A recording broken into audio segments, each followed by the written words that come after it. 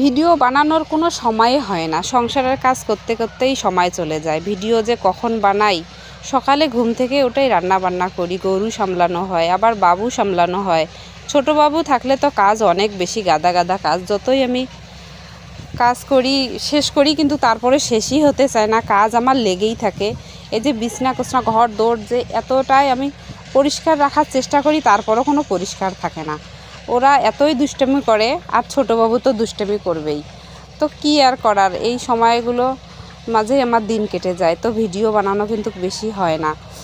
আর মেয়েকে রেডি করে আবার স্কুলে পাঠাই, আবার রেডি করে আবার কোচিংয়ে পাঠাই।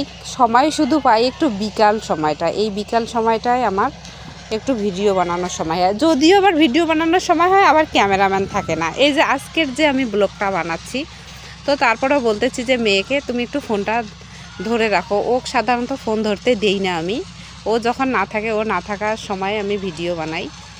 তো ভিডিও এভাবেই বানানো হয় আমার।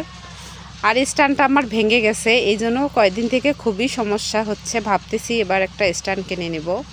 আর স্বামীরা ভাবে কি আমরা বাসায় বুঝি কোনো কাজই করি না, শুধু বাবু সামলাই আর থাকি। ও তো আমাকে সবসময় বলে তোমার আর কি কাজ, শুধু বাবু সামলাবা আর বাসায় থাকবা। কিন্তু আমার যে এত এত কাজ, দেখেন তো। বন্ধুরা কেমন আছেন সবাই? ভালো থাকবেন, সবার জন্য শুভকামনা রইল। আমার পাশে থাকবেন। আমার মিনি ব্লগটি কেমন লাগলো সবাই জানাবেন। Tata, bye bye.